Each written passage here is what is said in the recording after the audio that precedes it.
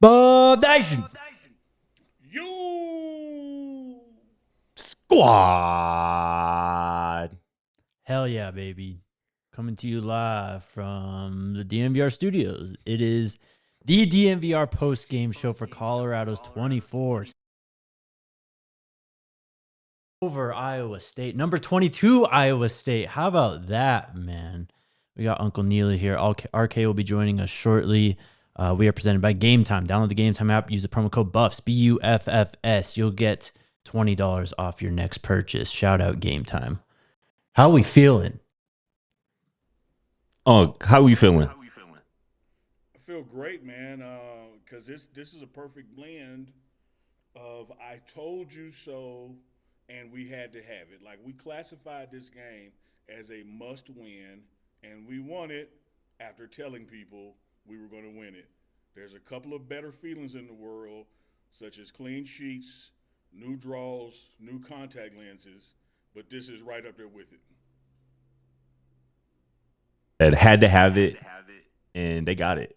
You know what I'm saying? That was as close to a must win as a game can get in week 7 of the college football season. And isn't it crazy that it's week 7 already? That is absolutely insane to me. But that is what you had to have going into the bye week after the last 2 games, the last 2 weeks that you had. We're going to talk a lot about it, obviously, but the way this team finished, right? That's just what I'm so impressed by. The resisting the urge to revert back to old habits, I think, is the story of this game, because it looked like at the end of the first half there, it was looking like deja vu. Mm-hmm. Colorado has the lead. Iowa State puts together a 96-yard drive late in that second quarter going into the half. They take the lead going into the half, and you're like, oh, here we go again. But Colorado, Caden Salter, this Colorado defense, which played its ass off today, finished that game strong, and that's the biggest reason they won. Outscored Iowa State 17-7 in the second half. That's what good teams do, and the Buffs look like a good-ass team today. I mean, this is what it looks like when it all comes together. When Caden Salter's making good decisions, hitting guys downfield, when the running game is going, when the defense is playing up to its utmost potential in clutch situations. I mean, 2 of 12 on third down today. Massive. That interception from Tawfiq, that fourth down stop as well. I mean, you got to give it up to the defense. I mean, again, they kept on giving this team chances and chances and chances. And while the offense did struggle at times, there were quite a few 3-and-outs in themselves. I mean, they end up 7 for 15 on third down. It was not that good before the fourth quarter. Facts. That's for damn sure. So this is what it looks like when this Colorado team plays all together, when all the pieces are working, and you have someone leading the charge in quarterback Caden Salter. This is what games should look like for this team. Hell yeah. Yeah, we've talked about that all the time. I think really since the Wyoming game, when we were talking about how this team looked against Wyoming was just not how it was going to look against Wyoming. It's how it could look against anybody when all 3 phases click together, show up at the same time. And as good as our special teams has been, there were some blemishes on special teams last week. So you had a quarterback struggle. You had special teams do some uncharacteristic things. Game gets away from you. This week, all 3 things performed the way they had to, and they were still meat left on the bone. I mean, you're talking about a wide receiver slipping, a holding call on another wide receiver, and you could easily be up 17 points in this victory. Coach Prime was saying it. This team was close. And we saw that today. This team finally broke through, and I think you said it, right? Like, there's still meat left on the bone. Like, this could have been a 14-point game, a 10-point victory in favor of the Buffs. And that is the type of stuff going into the bye week that there shouldn't be anybody resting on their laurels. Like, hey, we got us a dough. We got us our first Big 12 win of the season. We got us our first top 25 win since 2023. No, it's none of that. You know what I'm saying? This team is really just getting started. And we talked about it the last couple of weeks as well. Like, all it takes is one to really turn the tide, to change the trajectory of your season. And I think that's exactly what we saw unfold today. I mean, anytime you can get the students in a sold out stadium, rushing the field afterwards, you probably did something good, even if it comes with a little $50K fine. Nothing major, right? 100%. I mean, look, we'll talk about some of the things that could have been done better, but you have to tip the hat to Caden Salter. I mean, he responded. For real. He some did. Really just clutch and nice throws. That throw to Joseph Williams, the first big one, in between three defenders and like hitting right in the middle of the cover two with the backer coming upfield too. I mean, just gorgeous throw. He made some great decisions too in terms of running the ball. You have to give it up to Joseph Williams too. I mean, that's JoJo. Is that his most productive game in college football? No, he had some crazy games last year, but it is a career high in terms of receptions. Okay. His season high, obviously, in yards this year. I think this year 128 yards, 3 touchdowns already this season. He is, I think I said it last week on the show, he is truly one of the most talented players on this football team, regardless of position. Only as a true sophomore, man. That young man is one of my favorites to watch. And watching him break out today, 8 catches on 8 targets. Every time Caden looked his way, it was a play. You know what I'm saying? And you love to see that, man. You mentioned Caden, man. He was great today, man. That is how you respond. After a rough showing last week, even after a rough finish to the first half, right? It was kind of on shaky grounds to start that second half. But obviously the 70-yard touchdown to Amari Miller, I think, kind of broke this game open and kind of gave him the confidence, because after that moment, he was just a different player. He was confident. He was decisive. He was really accurate after some inaccuracy issues in the first half. That's what you got to see. And Caden talked about it after the game. He's like, that's what he thinks is one of his best attributes, being able to play the next play. Even after you make some mistakes, this is what you have to do when you play that quarterback position. You got to have a short memory, and you got to move on to the next play, the next down, the next throw. And that's what he did. So big shout out to Caden Salter, and shout out to JoJo Williams, bro. What a performance, man. I think, honestly, too, one of the most underrated plays of the game was that third down catch earlier in the game to JoJo. The one that they reviewed? The one they reviewed. Caden threw it a little low. JoJo went and picked it up off the dirt. They reviewed it. Colorado goes to score on that drive to go up 7-0. I think that play, and obviously the Amari Miller touchdown that I just mentioned, I think were the 2 biggest offensive plays of the game, because after that, it seemed like a flip switch with this offense, and particularly Caden after the Amari Miller touchdown. So we've been talking about it. These receivers are dope, man. You get them the ball, good things are going to happen. Yep. Unc, you spoke about it yesterday when we did pregame show about how you saw Caden kind of respond this week and kind of take accountability for some of the things that have gone wrong offensively the last few weeks. What can you say about his play and just, what he said after the game and all that stuff? Yeah, I'll start with team meeting earlier this week. He stood up in front of the team and said that was on me. I played like shit, if to quote him directly. And I talked to him post-game in the locker room with a quick interview, and I gave him his quote right back to him. And he told the team that wouldn't happen again, and it didn't happen again. As I shared with you guys on the pregame, that the growth I saw in Salt this week was right there with the growth, and he probably even eclipsed it, that I saw when he sat for the Houston game. That those 3 interceptions, the weight of the game being placed on you, even though there were other things that contributed to the loss as well, you taking it as the leader of the team, the quarterback, that this loss is on me. He stepped up, man. Like he stepped up, and just as much when we had to have it, he stepped up. That defense down there on that goal line stand stepped up, and this has been the characteristics of this team all along. We've lost some games that we shouldn't have been losing, and you saw today what can happen when this team plays together all 3 phases. In the virtual studio? Oh my gosh. We don't need 2 of Unc. Nearly 2 times, nearly 2 times. What up? Squad, what up, brethren? Cook. Who the fuck is that?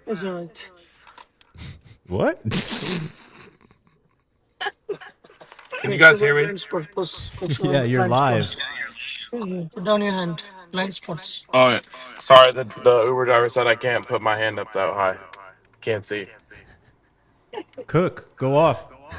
How you feeling, bro? Hey, man. What a game. What a game. Appreciate you guys for bringing me on all the way from London. You guys got to understand, first of all, I've had 0 drinks. Second of all, That was a huge win. We had people literally in London singing the fight song. We had people in London singing the fight song. It was epic. Finally, huge plays by the defense. I got to give a huge shout out to them. And honestly, Caden Salter made big plays when it mattered. And I thought Pat Shermer actually called a really good game. So hats off to him. He actually had a couple plays that he dialed up that were not executed, but were there. And so I'm proud of them. In the back, what do you guys have to say? Go Buffs.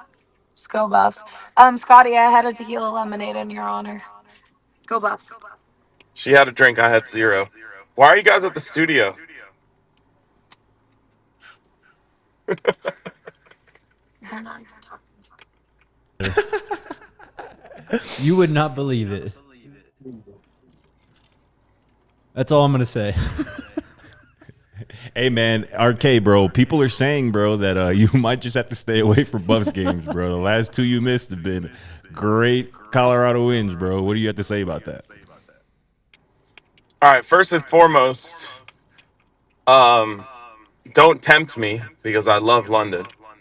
And if you force me to stay here, I will not be upset about it. Second and foremost, no, I'm not stopping. You can never stop me from going to a Colorado Buffaloes football game. You'll have to put me in jail, lock me up, and like Mark Sanchez me by putting a cuff to the hospital bed before you ever stop me from coming to a Colorado Buffaloes game. Silence from the back seat, bro. I don't like that. They're trying to muzzle me, man. It's crazy. Imagine that. Too much. All right, thank you. Imagine that. All right, boys. Appreciate you. Love you guys. Go Buffs.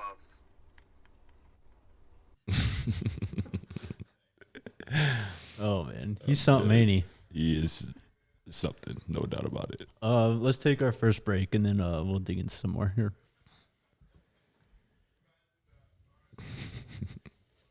Shout out to our friends at Common Spirit Health. They're more than just hospitals and clinics. They got a team of passionate and expert caregivers dedicated to your well-being, woven into every fabric of your community.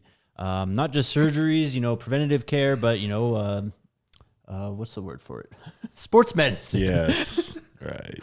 Sports medicine, athletes, take care of yourself as well. I mean, not every injury is a serious one, but you never know these days. I mean, just take a look at the NFL quarterbacks in turf toe, right? So go check out and Coach Prime. Use him as a reminder too. Take care of yourself, take care of your friends, family, and your own health. Experience the difference compassion makes. Find a Common Spirit location near you and discover a new standard of health and healing by visiting mountain.commonspirit.org. Common Spirit Health, official healthcare partner of the Denver Broncos. And shout out to Monarch Money, man. Nowadays it's kind of hard to keep track of all your money. Hard. Where it's coming in from, where it might be going out to. I know me personally, it's kind of been a tough weekend for me in terms of keeping track of my money for some different reasons. But, Monarch Money makes it so simple because they are the brand that helps you track your finances, where your money is going. And that is what makes Monarch Money the best budgeting app of 2025. That's not me saying that. That's Wall Street Journal saying that. So check out Monarch Money, man, because there's no more guessing. There's no more hiding. There's no more, I didn't even realize we spent that much at dinner or for drinks last night at the bar. Nope. Monarch Money takes care of all that for you. It tracks everything for you. You'll never need to touch some financial spreadsheet again when you mess with our friends over at Monarch Money. So don't let financial opportunities slip through the cracks. Use code DNVR at monarchmoney.com in your browser for half off your first year, y'all. It's 50% off your first year at monarchmoney.com with code DNVR. Shout out to Monarch Money Squad. All right, we got to give Caden Salter his flowers. I mean, clearly he led the team to a big win. It was shaky there in the first half, but I think also what Unc was talking about, the way he responded coming out at halftime. I mean, Omarian's just wide open down the field, of course, but Caden actually hit the pass, and then Caden, he kept on doing great stuff after that. I think that's the best that we've seen him throwing the football in the second half of that game in a CU uniform. He had some big runs too. I mean, again, penalties, man. The Dallin Hayden big run gets brought back by a penalty. Overall, what are we at here? Penalties wise, 6 for 43. I mean, Iowa State had 7 for 59, but he really led those guys today on offense, and you just got to give it up to him, man. What a performance, and exactly what this team needed. Was this Caden's best game as a Buff, Unc, all things considered? Yeah, I think so. When you say all things considered, I especially think so. I've seen him have, more moments than, say, most fans won't admit he's had. There have been some games where, as Coach Prime used to say, even when Shadour's our quarterback, there's only two people get blamed when you lose. That's the quarterback and the head coach. And it used to be a time both of them had the same last name, and so it was a double whammy. And now that's just the nature of the beast of a quarterback. When we fall, the first benchmark is how did the quarterback play, or what did he do? And I think other than this last game with the 3 picks, he hasn't really put us in situations where he was totally the problem. When you look at, for instance, Jake, those penalties there, one of the things we wanted to totally clean up this year was penalties. And we have lessened them, but what we've gotten worse at is the moment that they happened and what kind of penalty it was. That play that got called back on the hold, the guy was already by you. You didn't have to hold O. And I love O. And I love how he made up for it, with his other catches. But that was a score off the board there on that drive. And we're consistently putting ourselves in those positions. And I'll say this: celebrate this win. You defeated the top 25 team at home. You played like you can play. But when you go back and look at the things that truly matter in college football, such as time of possession, passing yards, rush yards, first down convert, blah, blah, blah, blah, we left a lot of meat on the bone, guys. We left a lot of meat on the bone, and there's going to be some need this week going into the bye week to still clean up some things, even though you had a win. I think Pat called a pretty good game overall. Even the trick play, I mean, you can argue about the time and place, but the ball goes over Quentin Gibson's head, and he's got a freaking convoy in front of him. He probably scores if he catches that pass. I think you can complain about some of the run, pass punts that they had, and there were a few in this game, but overall, I mean, you didn't see them. You saw them kind of adapt as well, right? Dallin really got the hot hand again at running back. They put him in and they fed him. Joseph, of course, got the hot hand at wide receiver, and O was doing some things as well. Those are the guys who got fed on the outside. And then, I think one of the drives that people really got upset about was it's later in the game. They're going left. They're near the goal line. I can't remember what happened to get him down there. I think it's the fourth down stop, actually. Yeah. They get the fourth down stop. They're inside their own 20, and they run it 3 straight times. But it's like, at that point in time, your defense is playing so good, right, and you're already in field goal range. Like, I understand why, if you're a little upset about them maybe not stepping on Iowa State's neck and ending the game there with a touchdown, but you got the field goal, and it was clear from that point on, like, Colorado had this offense figured out. Yeah. Their defense had it figured out, and they were making stops. They were shooting gaps, especially later in the game. I mean, you could see the confidence level of that defense really rise up as the game went on. For sure. I mean, just one last thing on K-Salt, giving him his flowers. I mean, that second half performance is what every Buff fan has been waiting on from him. Finishes the game completing 64% of his passes, over 300 total yards of offense, the 2 passing touchdowns. Was really decisive in the run game as well, 57 yards on just 9 carries. That's what you need. And talking about the run game, 39 rush attempts for this Colorado football team tonight to 25 pass attempts. That's the run-pass split that we have been clamoring for the last couple of weeks. This is a team with a strong, big, physical offensive line with strong physical runners behind them, whether it's Dallin, who balled out again today for the second straight week, or Micah. You saw Cam Michael get some reps at running back today for the first time this season as well. That is what we've been talking about, and we saw it again. The 39 rush attempts to 25 pass attempts, that's the sweet spot because you still got your receivers involved. And when you had a lead late, you were able to salt it away with the run game. Yeah. You know what I'm saying? No pun intended, but that's the recipe, you know what I'm saying? And defensively, man, I tweeted at half, I think Colorado forced the Iowa State punt on 4 of the Cyclones' first 5 drives. You mentioned it earlier, 2 for 12 on third down for Iowa State. Tawfiq Buyer, boy, that is that's a dog right there. For real, the biggest play of the game, that interception, obviously, with a wrap on his hand after he got a bone bruise earlier in the hand.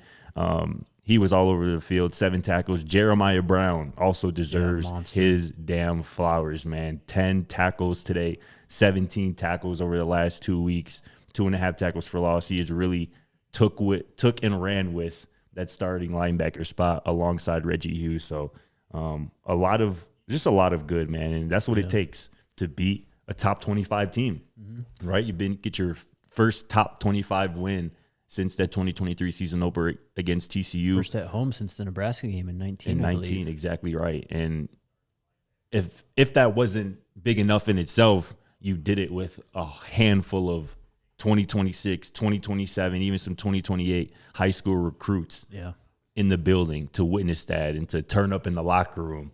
Because them boys was turned up in the locker room post game, as they should be.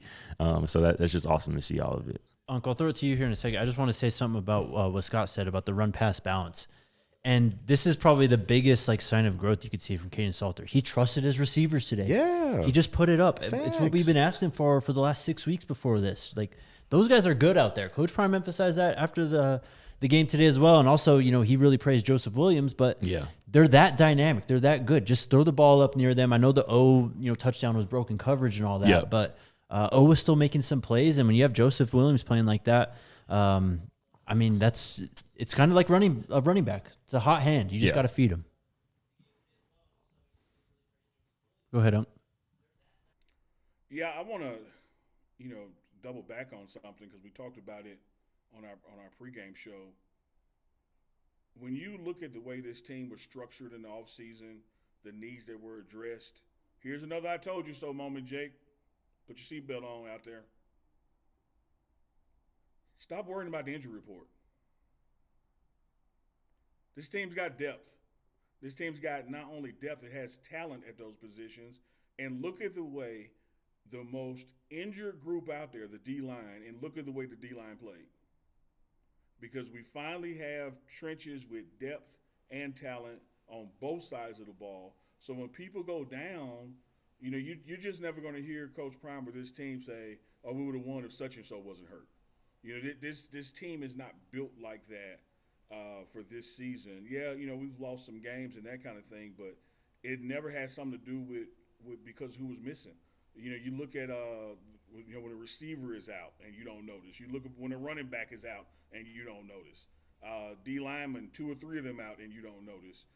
Linebackers are interchangeable out there. So I love the depth of this team, and it showed. Those young guys stepped up. I mean, how many damn times did you hear London Merritt's name? And if you didn't hear his name, if you just watched the ball game, how many times you see him in the mix? Alex McPherson just in the mix like crazy. Our problem ain't the trenches on either side of the ball. That's a great. Not where the problem is. 100%. I think that's a great point, particularly about the injuries, right? A lot of people panicking this week about that lengthy injury report. And I even fell victim to a pregame when I saw that Terrell Timmons was out and Draylon Miller was out and Hakeem Williams. I'm like, damn, they look thin at receiver. Nope. 255 passing yards. JoJo Williams goes over 100. Omari Miller goes for 80 plus. 2 top running backs out. Simeon Price, DeKalen Taylor still out. Draylon Miller, who also kind of moonlights as a running back, out. Nope, still run for 140 yards. You're 100% right. The depth is something was a talking point quite a bit for us shows like this, and we're seeing it. Mm-hmm. We're seeing it particularly in the trenches. And Coach Prime gave a lot of love to that offensive line post game, and for good reason. I mentioned 140 rushing yards. Caden Salter was not sacked. He had time. Caden Salter had time, and he has had time all for the majority of the season. So that's just a credit to Coach Gunnar White, man. Jordan Seaton pulling across the field on that Michael Welch touchdown to start the game. He didn't have to touch nobody, but just the threat of that big 77 out in the open field with a head of steam is scary, man. And we mentioned Dallin balled out, and that's what you got to see, man. That was a full, complete team effort, all 3 phases getting it done for a big win. And also just on the defense, Rocco Becht. This is a really good quarterback, one of the best in the Big 12. You held this guy to 55% completion and his third pick of the season. Yep. He's been playing great football all year long, and Yep. he's the main reason why Iowa State is where they are right now. And you made him, I mean, you completely neutralized him, honestly, running the ball too. Only 31 yards on 7 attempts. I mean, what Abu Sama did was quite a bit. I mean, clearly 177 yards, 2 touchdowns, but you controlled the guy, the head of the snake, really, and that's Rocco Becht. I mean, that team goes as far as he goes, and you neutralized him. That's why you won this game. Go ahead, Unc. That Micah run for touchdown, and when Scotty mentioned how Seat didn't have to touch anybody, when you go watch that play, they didn't want to get touched. Like it wasn't that nobody was there for him to touch. They stopped coming after the running back when they saw 77 leading him and running right by his side. I just cracked up laughing watching that replay. Like, they didn't even try to go after Michael when they saw what they were going to have to go through to get to him. It was just like, nope, you got it.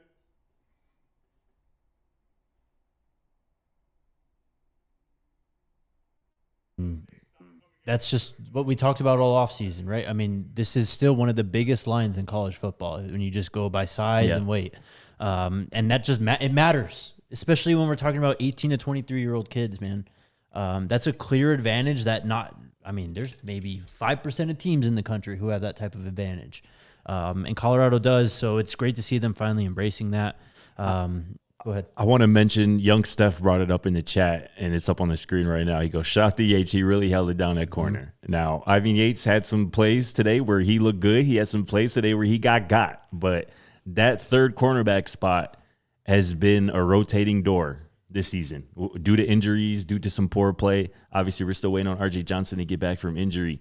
But, whether it was Makari Vickers or Teion Parks earlier in the year, they have been trying to find answers at that spot, and at least temporarily today. And again, it wasn't perfect by any means, but Ivan Yates played well enough for that defense as a unit to get the job done, like you mentioned, against a really good quarterback, against some really talented receivers. Yeah. So shout out to Ivan Yates, man.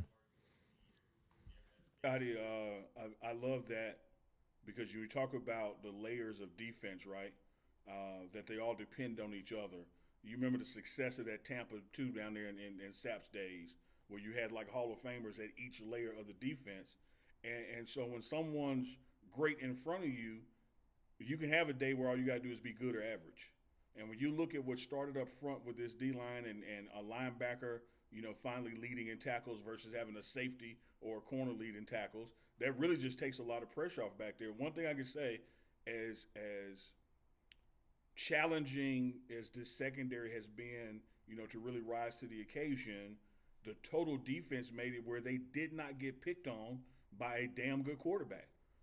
Everyone who has followed the Buffs this year, you had to go into this game thinking, oh man, they're going to really go after us up top because our secondary has been porous. Wasn't their fault today. You had a couple of plays where you woulda, coulda, shoulda, but that's going to happen in any game. And I think they've really taken to heart Coach Prime's words is stop playing to not get beat and play to make a play and just move on to the next play. Stop worrying about it because we have been banged up back there at corner and at safety, and those guys went there. Shout out to Coach Rob Livingston and his scheme. Other than that, who the hell would have thought we'd give up a 96-yard drive right before halftime? Other than that, when you get into the back half of that game, it looked like last year's defense. Helmet stickers on the next segment. There's one thing I want to talk about. Did Iowa State give up at the end? Honestly, I don't think so. I think Matt Campbell was like, we're gonna get a 3-and-out here and just give our quarterback one more chance. Obviously, they didn't get the 3-and-out. And honestly, they almost had it because, again, remember, Colorado was in 3rd and 17 before they hit that long shot to JoJo to ice the game. So it kind of almost worked out for them. Sure. But I don't think they gave up. I just think they were like, put our defense out there. Hopefully we get a 3-and-out, and then hopefully Rocco gets us in position to score a touchdown. It was just the last 2 offensive play calls, the punt included for Iowa State, were just very strange to me. I mean, they were in a 3rd and 10.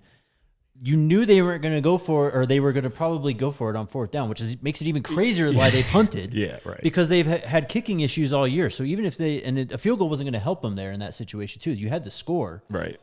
Colorado had 2 timeouts. They had 2 timeouts. You had the 2-minute warning still, though. that was so weird to me. You called quarterback run, and then you just punt the ball away when you're near midfield. Like, I don't know how many other you didn't get a better chance. Yeah. But even if you got the ball back, how much are you going to get a better chance to score than from midfield? I don't know. That was weird. It was weird in the moment, but hey, I don't know. One more shout out I want to make, because on the injury tip, Carter Stoudemire was kind of a surprise scratch from today, him being out. Ben Finnisef, you don't got to get ready when you stay ready. Mm-hmm. You know what I'm saying? And obviously he was a starter earlier in the year and took maybe a step back in terms of just not starting the last couple of weeks. But him and Tawfiq back there, I mean, Ben himself saved, like, I would say at least a couple touchdowns. Yeah, you know what I'm saying? Like, he was that last line of defense, and he made sure that he locked in and got that ball carry on the ground or out of bounds. So shout to Ben. 5 tackles tonight, all of them solo. Again, it's the depth we're talking about, man. Him and Tawfiq back there at safety is that's the duo I want to see moving forward. I ain't gonna lie. Yep. We'll throw it to Unc real quick, and then we'll take a break. What you throwing it over here for? What you want? Did you have anything to say about the end of the game? Like, what? Did you have an opinion on that at all, or from Iowa State's? Yeah, I didn't. I'm never going to assume that someone is conceding with that much time on the clock, but it was interesting for them to do a run right there at midfield instead of again going up top and that kind of thing. But I think a lot of times we don't know what coaches know as far as what their players are capable of, and they clearly did not bring their best kicking game this part of the season due to injuries. And so he was probably just trying to play the clock, get the ball back, because if you go from a positive kind of mindset and say, well, look what happened in the first quarter. I mean, hell, we just traded punches like boxers filling each other out. Maybe he was hoping for something like that. But I've seen, us do some things at midfield that were kind of quirky. Where if you get like 6 or 7 more yards, you put Buck in a position that he can make one. Finally got that opportunity. Man, it was headed right down the middle and then just started to drift there at the end. But, we got the leg with your guy that can cook it at 60 plus. So, and they didn't. I don't know what was going on with their decision making there. At the end of the day, it wouldn't have made a difference in the outcome, of the game. But I'm proud of the way these Buffs played a top 25 team with this quarterback that was one of the best in the conference, and you kept him at bay. And again, shout out to this defense, shout out to this offense, shout out to the special teams. This is what the Buffs look like when all 3 phases show up. Your next break goes up. And shout out to our friends over at Taco Bell, man. Driving out of Boulder, that Taco Bell was popping. Perhaps the best Taco Bell in all of Colorado. People are saying. I mean, many people are saying. They got that Buffs box on lock as well. They're going to have it there, as will all the Colorado Taco Bells out here. So when you come in for, when's our next game? November 1st, the Arizona game, right? Yep. Which is crazy. Next home game, that is. Next home game, yes. Sorry. Yep. That's in November. Make sure you hit up Taco Bell and get yourself a box with 4 Taco Bell classics, plus a large drink in a CU Buff player collectible cup. Taco Bell is also a proud sponsor of CU Athletics and will be donating $1,000 to the Golden Buffalo Scholarship Foundation for every touchdown scored. We'll get to the touchdown tracker here a bit later as well. Buffs love the bell, man. Shout out to Taco Bell and shout out to our good friends, this squad over at Breckenridge Brewery, man. Breck always helps bring the vibes to our pregame tailgate. The tailgate was popping once again today. Shout out to everybody who pulled up and we met. Check out Breck Brew's new West Coast style IPA if you haven't already. It's called the Ridge Runner. It's a double dry hop brew inspired by the untamed beauty of Colorado's trails, and it creates those tiny notes of bright citrus and pine that just makes it such a good drink, man. I know. And you know that we love our Breck beers over here at DNVR because Breckenridge Brewery is the official craft beer of DNVR. Breck Brew is a beer for any occasion. There's just no better way to catch a Buffs game than having some Breck Brew on deck. Try you that Avalanche Amber Ale, maybe that Mile High City, or my personal favorite, the Fun Slinger. So check out the beer locator at breckbrew.com to find a brew near you. Shout out to Breckenridge Brewery. All right. Was that Buck's first field goal attempt as a Buff? I'm pretty sure. It looked good, man. It looked good. I know it was a little short, a little maybe wide right a wide little right, bit, yeah. but they're going to come back to that. And I think it's going to be in a big spot where they really need it. That was good to see, even if it was a miss. 100%. Let's do some helmet stickers. Let's get it. If I could, I'll go first and then I'll throw it to you, because I'm giving my helmet sticker to Coach Prime for battling through what he had to go through this week. And he mentioned it in the post-game press conference as well, how he thinks a lot of the players and the team and the staff just respected the hell out of him for that. How could you not, honestly? I think that's, we talk a lot about, what happens on the field, but Coach Prime before, when he started his press conference today, he's, talking about how he's reflecting at a little location around CU. Yeah. He calls it like his prayer spot or something. Somebody at the tailgate said that I they know, saw that was him. crazy. Yeah, for sure. That was crazy. But, and he talks about how he just felt like the team was going to come in and fight in this game. He actually said he thought it'd be by a bigger margin. For sure. But, that just goes to show you that he is without a doubt the leader of this football team, but he's also the heartbeat of this football team, man. Mm-hmm. And to see him fight and continually get back up every time, the world just tries to knock him down, man. I mean, how could you not want to play for him? And I can't imagine what that locker room must have been like after the game. For real. What do you have to say about that? I love that helmet sticker, and I'll go in a different direction because, we can all go 3 for 3 on that one. And I'm going to take my sticker and I'm going to tear it in half. And I'm going to put half on the helmet and half on the headset. Half of my sticker is going to go to Caden Salter and the other half is going to go to Pat Shermer because both of them told all y'all to shut the up. Hey, well said. They earned it too. They sure did earn that. Oh, I'm smacking my mic around. Damn. There's so many. It's so fun doing helmet stickers after a win because there's so many people. I'm going to go with my dog. I mean, of course, you have to. I gotta go on my dog, JoJo. I mean, this guy knows. I've been trying to tell people about JoJo. Maybe I might be overdoing it a little bit, but hey, today I wasn't overdoing it because that boy JoJo looked like one of the best receivers in college football today. Again, 8 catches on 8 targets, a career high, 128 yards, a big touchdown. He was just making, and it really wasn't even the touchdown catch. It was the third down conversions. It was the catch that I mentioned earlier that really got this team going. Picking that thing off the turf.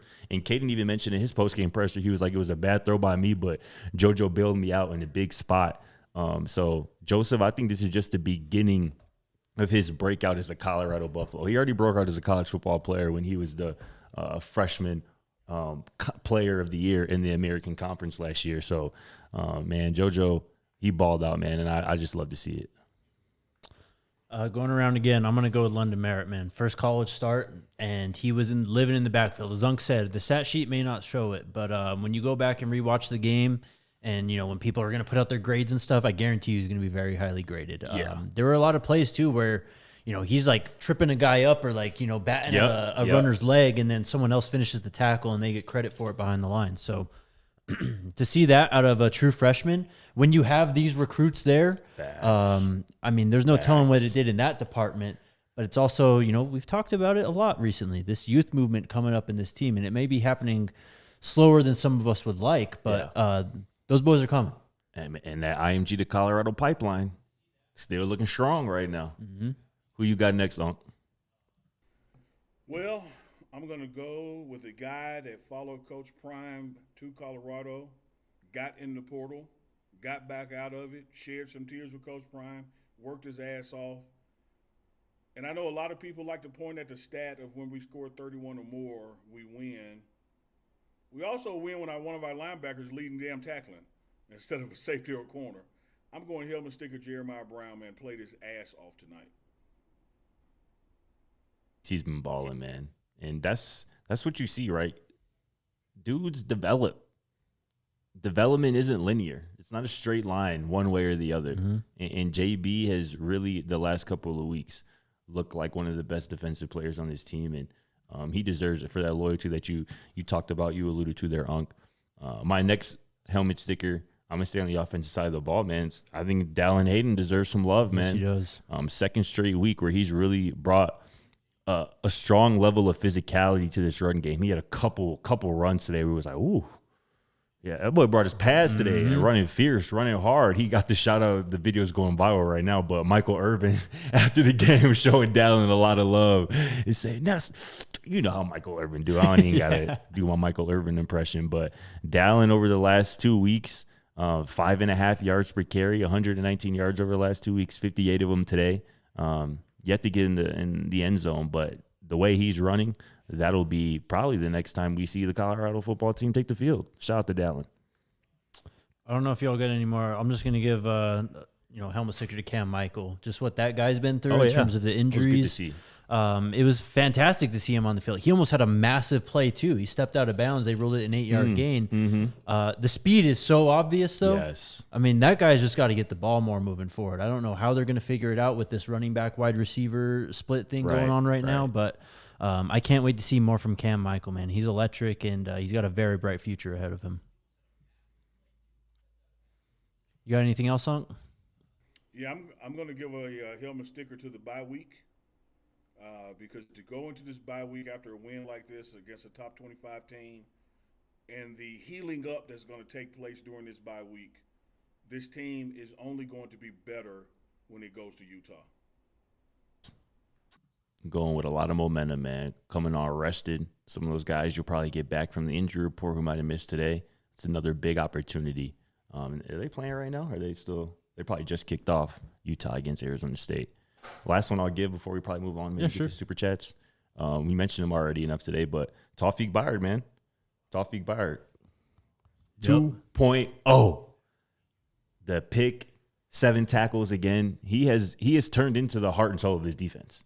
I mean, makes sense. He's doing this and he's wearing the number. In perfect Cameron Suman Craig fashion, he has turned in the heart and soul of this defense. An absolute leader, an absolute dog, and he balled out once again today. That's a future NFL player right there. His big bro already in the league playing for one of the best teams in the NFL, the Chicago Bears. And Tawfiq one day soon, too, is going to be playing in the NFL. So shout out to Feek and the whole Byard family. Yeah. Really shout out the whole coaching staff, too. I mean, this has just been a rough year so far for this team. And to keep these boys locked in and able to bounce back against arguably one of, if not the toughest team you've had to play against so far, that's massive, man. And look, we talked a lot about Baylor last year this week, and Arizona 2 years ago, and how those teams were also 2-4 at one point and how they were able to finish their seasons. And obviously we have a long, long way to go. There's no conclusions to be made yet. Yeah. But to get there, you have to take the first step. And that's what the Buffs did today. They got to 3-4. They beat a ranked opponent. And now, you just got to keep on knocking them down one on one. One at a time, 1 week at a time, keep stacking. Keep stacking. Ready for Super Chats? Now let's check out the touchdown tracker. Oh, good call. Let's go to the touchdown tracker from our homies over at Taco Bell. We had 3 of them today. 3 of them things. We had the Joseph Williams touchdown. We had the Omarion Miller touchdown, and then you had Micah get one into the box from, was it 4 or 5 yards out? That was the Seton one, right? Yep, 8 yards out. His 3rd touchdown of the season. So there you go. Total up to $23,000. Almost to that fire sauce ranking. We just one more big offensive output, maybe, and we can get there in the next game. Yep. We'll find out, though. Do we? What was your favorite touchdown today? Do I even have to ask you? My favorite touchdown was the first one. Okay. The rushing touchdown. Seeing Big C out in space, watching Iowa State Cyclones just run away from Jordan Seaton because they didn't want to deal with that. They didn't want them problems, big fella. That was my favorite one. How about you, Unc? Absolutely, that was my favorite one because I think it's the one that can truly define what this team is capable of. We've always known no matter how the quarterback played, how the receivers look, we can pass the ball to the end zone.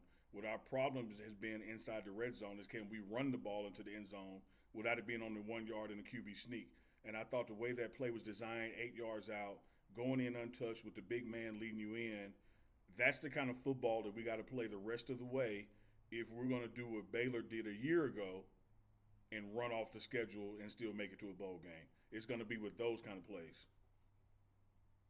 My pick, too, for those reasons, exactly. I mean, that's just what we've wanted to see so long from this team, and they finally did it, and they put it all together in this game, and that touchdown is actually pretty emblematic, I think, of what happened today on the field. So, well said. All right, Super Chats. Shout out to Vaughn Randall in the chat. We appreciate you. Facts. Fire Company says, Ayo, RK got to stay in London. What is CU record when RK missed games? Might need to work on Euro football content. I mean, at least over the last 2 years, we're 2-0 when RK misses a game. In the Coach Prime era, Yeah. Colorado's 2-0 when RK ain't in the stadium. Trends have been made out of lesser stats. Juwan is asking, is Darius okay after he got ran over today? Darius got ran over. Unc, what can you tell us about this? Is he okay? Well, one thing I can tell you about it, as a guy who was standing right next to Darius got to work on his speed. If I can get my big ass out the way, how can you not? But I will say this, Darius is okay. And he admitted when he got up, he's like, I could have dodged it, but I got to protect his camera. So I held onto the camera, just took the hit. So big shout out to Darius for ball security and not fumbling the camera. Job security. So Darius has it figured out right now. For real. Do you have any thoughts on the students rushing the field, Unc? I mean, obviously, Coach Prime talked about it after the game. He loved it. It was funny. I think he learned about the fine when he was in the room, and he called it for what it was, which is He said that ain't right. It's bull jive That ain't right. at best. So what do you think about it, Unc? I think it's one of the favorite things of college football. I do raise an eyebrow at times when it's overutilized. I think you need to be playing somebody ranked, and you need to be the underdog, and it needs to be a must-win. All the stuff that happened tonight. I hate when people rush the field and, like you're playing little bro or something. Like, oh, come on, like you're supposed to win this one. But also, you're just one student athlete or coach or fan for getting trampled and seriously injured, and says, like, is that really worth it? What I think they need to come up with is some kind of happy medium. It's like, hey, let us get the players or the head coach off the field, now run. Instead of just because when you're out there in the middle of it, it ain't as fun as it looked from the stands. Well said, Unc. As Chris says, I don't know. My opinion is kind of worth it for those things because, again, as you said, that's just what makes college football. It checked all the boxes today for a field rush. I'll tell you that much. Absolutely. Just as Unc said. What do we got next? Don Pusey says, where does JB rank on the team in Big 12 in tackles? On the team, is this updated, CFB ref? It says 2 and 4 still, so probably not. So how many did he have today? He had 10 today. He had 27 coming in, so that's going to put him at 37. I'm going to assume these Big 12 stats aren't updated. That would put him in the top 25, but again, all the other teams are playing, and these haven't been updated. I can tell you that Tawfiq Byer's already been in the top 25, though. 49 tackles. Yep. He's actually 4th in the conference. He leads all Big 12 safeties and solo tackles as well. Love it. Dog. Don Peasy again. Peasy. Got to give Salter his flowers for at least 1 week. He silenced doubters. That's me. I was a doubter in K-Salt, and I ain't got nothing negative to say. Shout out to our guy, Don Peasy, man. Peasy. Appreciate you, bro. Oh, yeah. Soldier. Oh, wait. Unc Mike is low. Why didn't For you real? guys say something in the chat? Yeah, why didn't y'all say nothing in the chat, y'all? Don't start. Like it's been 5,000 comments in the chat. Really? Like Weird. Y'all wild in the chat. Y'all could have said something, bro. Y'all could have said something. Y'all wild. That's okay, though. Yeah, actually, some inside baseball. I don't read the chat when I do a podcast usually, so this is all news to me. Next, please. LT says Bama is using their offensive tackle Proctor as a wildcat and throwing him screens. We need that for Big C. Seeing him move in space like that, get him a touchdown. I ain't opposed. It'd be a lot of fun to see that dude hand him the ball. I don't even care. Can he catch? I'm assuming he can catch. He's a 5-star. Definitely. He's got to be an athlete. No? Unc's shaking his head no. What do you think, Unc?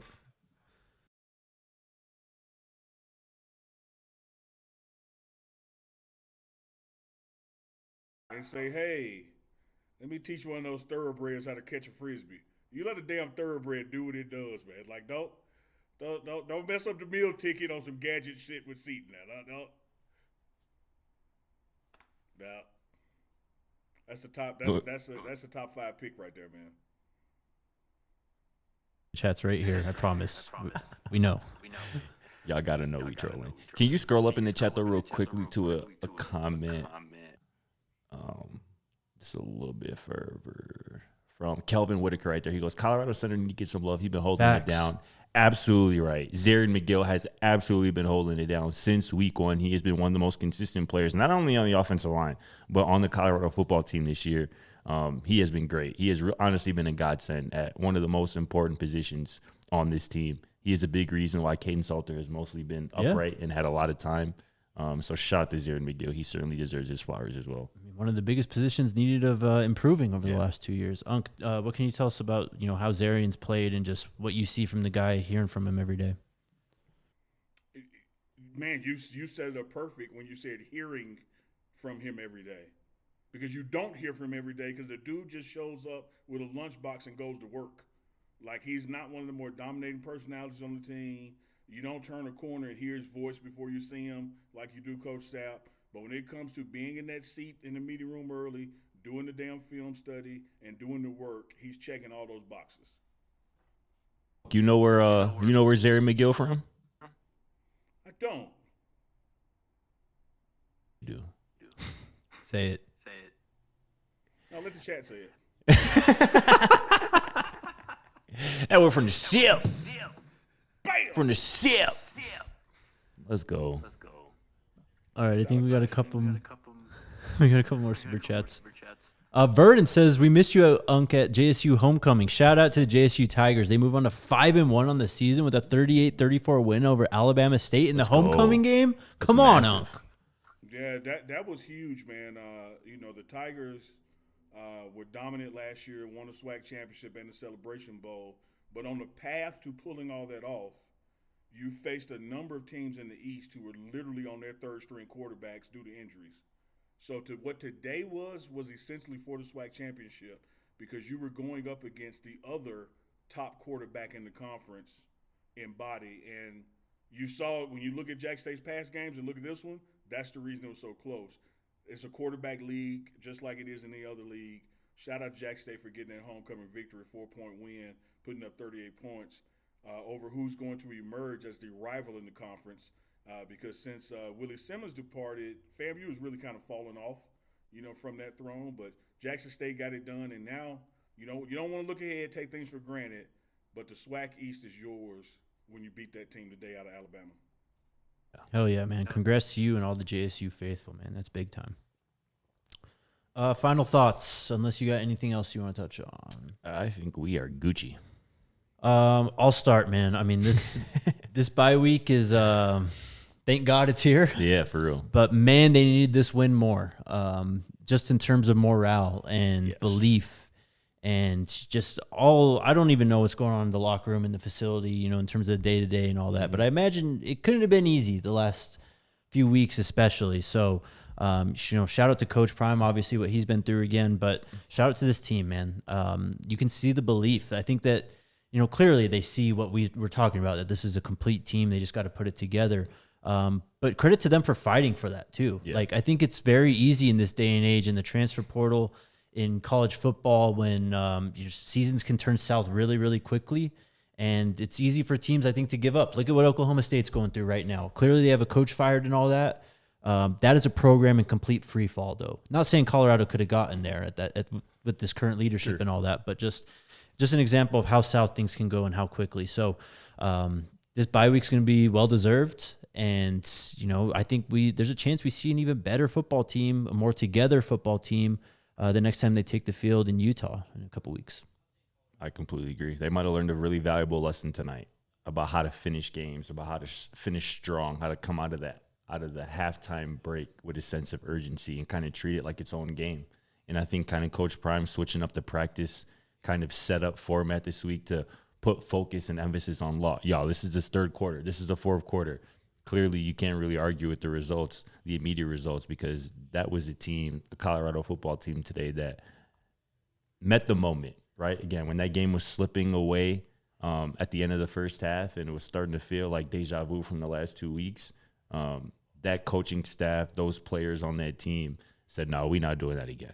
We learn from our mistakes. We know what we got to do different this time. And they went and did it, man. And that's how you ignite a fan base again, right? That's how you get a locker room back locked in and gelling the way it might have been before the season started, before the 4 losses came into the equation. So shout out to this coaching staff. Shout out to Coach Prime. 3-4 days after undergoing the procedure to be out here looking like himself, getting them boys ready to go. It was an all-around great win and performance.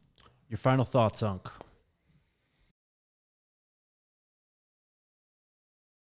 Not on the leadership and Coach Prime and what he endured to be back to coach this week, et cetera, but I want to go back to that moment during the game that Coach Prime forecasted all week long and even forecasted in his pre-game speech to the team. Adversity is going to come. Face it, meet it, head on, and deal with it. And I'm sure the fans, I'm sure Louis Riddick, as he called the game, I'm sure people watching on TV, when that moment came and we squandered the lead going into the half, oh shit, here we go again. But let me tell you where it didn't happen at. It didn't happen on the sideline with the team or the coaches. Like, they met that. They were still high-fiving each other, still encouraging each other, still saying, hey, 3 and out, we got the ball back at halftime, we're going to score on the first drive. All the things that you hear coaches talk to from the Coaching 101 book, that players were saying amongst themselves. And then the other times we were up 14 or 14-0, you didn't get that from the players. This team is turning the corner and is becoming a player-led team versus a coach-led team. I talked to Tafik about that, post-game. And so this bye week, from that long injury list perspective, couldn't have come at a better time. And now they just got to find a way to practice a couple of days this week, take that bye weekend off, but keep that momentum going to Utah. Because here's what you had to do, guys. You had to win, and you did. Guess what you got to do in Utah? You got to win. But now you know you can do it. Just go do it. Hell yeah, man. I love it. Someone in the chat asked if we're doing shows during the bye week. Who do you think we are, man? Of course we're doing shows during the bye week. We're going to have a show on Monday, kind of recapping everything again. More details to come out, but clearly no Saturday show and all that. So it'll be Monday through Friday for the most part. Chat, we appreciate you hanging out with us through all of our nonsense today. Thank you. Seriously. Unc, thanks for coming in, man, or for calling in. We appreciate you. We'll talk to you very soon, and we'll have you on the show again very soon as well. You know what it is. It's the DNVR pregame show, man. We'll see y'all next time. Skull Buffs. Love squad. We all silly like the mayor.